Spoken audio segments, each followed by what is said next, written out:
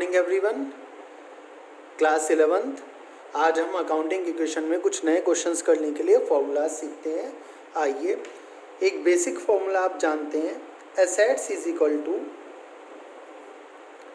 Capital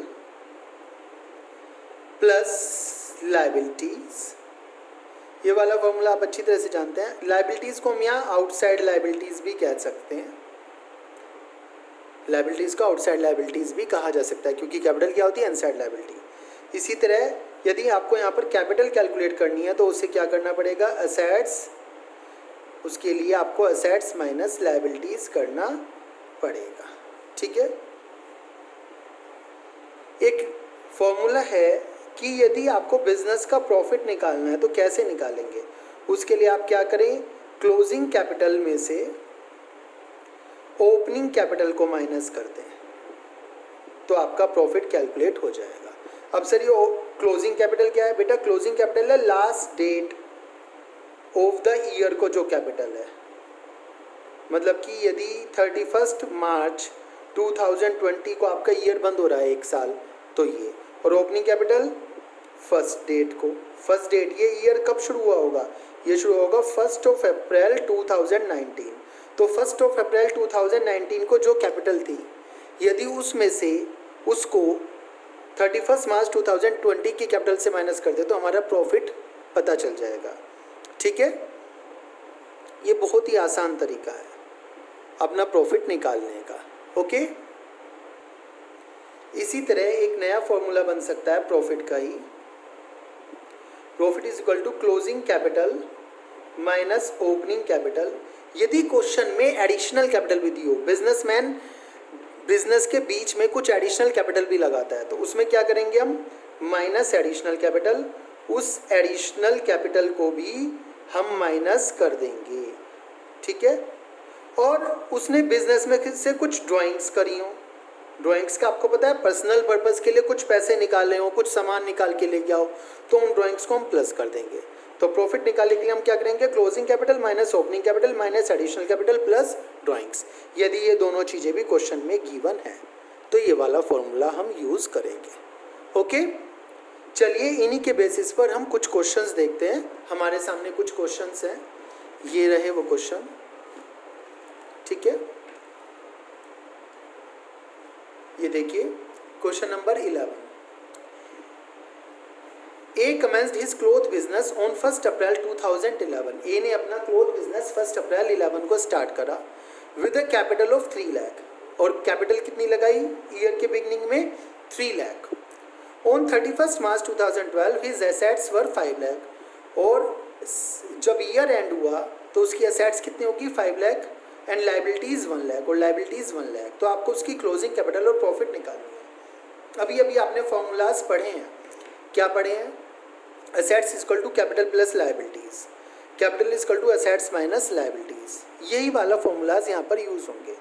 देखिए, एक तो ओपनिंग कैपिटल दी हुई है और क्लोजिंग की एसेट्स और लाइबिलिटीज दी हुई है।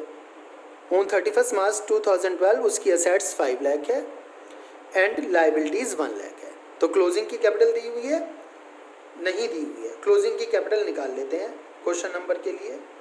Closing capital is equal to assets minus liabilities. Closing assets दी हुई हैं, आपको पता है 5 लाख की, और लाइबिलिटीज दी हुई है बिजनेस में 1 लाख की। तो क्लोजिंग कैपिटल कितनी हो गई, 4 लाख। कितनी आ गई, 4 लाख की। इसी तरह आपको प्रॉफिट भी निकालने को कहा है, फाइंड आउट प्रॉफिट।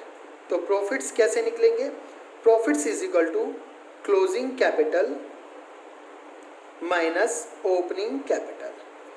आपने क्लोजिंग कैपिटल अभी अभी कैलकुलेट करी है, कितनी आई है, 4 लाख, और opening capital, A commenced his close business on 1 April 11 with a capital of 3 lakh. Opening capital कितनी दी हुई है, 3 लाख। तो ओपनिंग कैपिटल 3 लाख को माइनस कर दीजिए, तो जो प्रॉफिट आ गया है वो आया है rupees 1 lakh. Closing capital 4 lakh and profit is equal to 1 lakh. ये रहा आपके सामने 4 लाख एंड 1 लाख। इस तरह से आप अपने क्वेश्चन को क्या कर लेंगे, सॉल्व कर लेंगे। ओके, समझ में आ रही है बात। इसी बेसिस पर हम एक क्वेश्चन और देखते हैं, क्वेश्चन नंबर 12। क्वेश्चन नंबर 12 में गिवन है Yogesh commenced business on 1st April 11 with a capital of rupees 5 lakh and a loan of rupees 1 lakh borrowed from Citibank. On 31st March 2012 his assets were 8 lakh. उसकी assets कितनी थी? 8 lakh. Calculate his closing capital and profits earned during the year. आपको उसकी क्या closing capital और profits निकालने हैं, ठीक है। सेम टू सेम वही केस है। क्या करना है? क्वेश्चन नंबर 12 ए पार्ट दिया हुआ है। ओपनिंग कैपिटल गिवन है आपको। ओपनिंग कैपिटल कितनी गिवन है? 5 lakh rupees, 5 lakh. Loan given है उसका एक, ये उसकी लायबिलिटी हो गई। लोन क्या हो गई उसकी? लायबिलिटी कितनी है? 1 lakh.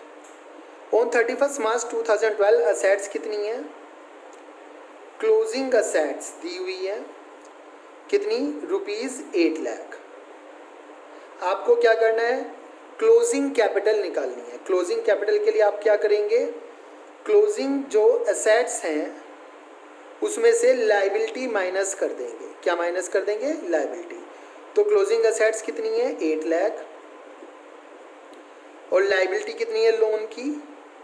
Rupees 1 lakh. 8 lakh minus 1 lakh, rupees 7 lakh का क्लोजिंग कैपिटल आपकी आ गई। और प्रॉफिट्स कैलकुलेट करने के लिए आप क्या करते हैं? आपको फॉर्मूला पता होना चाहिए, closing capital minus opening capital. Means to say that 7 lakh closing capital है, ओपनिंग कैपिटल कितनी लिखी थी आपने? 5 लाख। तो कितना हो गया आपका प्रॉफिट्स? 2 लाख के प्रॉफिट्स आ गए। ओके। इसी क्वेश्चन में एक बी केस दिया हुआ है। क्या दिया हुआ है? If in the above case proprietor had introduced fresh capital, additional capital उसने लगाई है, कितनी लगाई है? 40,000 and withdrawn 10,000 for personal use। और बेटा पर्सनल यूज को क्या कहते हैं? पर्सनल यूज को क्या कहते हैं आप? ड्राइंग्स। ड्राइंग्स कितनी करी है? 10,000। Calculate his profits. अब उसके प्रॉफिट करो। सेम क्वेश्चन में ही आपको प्रॉफिट्स कैलकुलेट करने हैं।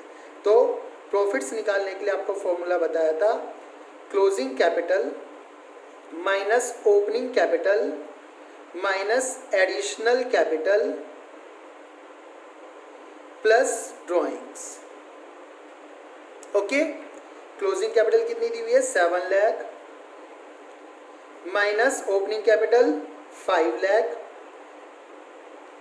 Minus additional capital 40,000 plus drawings 10,000। और इन सबको कैलकुलेट कर लीजिए।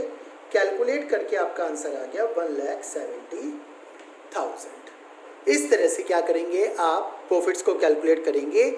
यदि आपको क्वेश्चन में फ्रेश या एडिशनल कैपिटल और ड्राइंग्स भी गिवन हो। ओके। इसमें आपको कोई प्रॉब्लम हो, you can ask me any time. Thank you.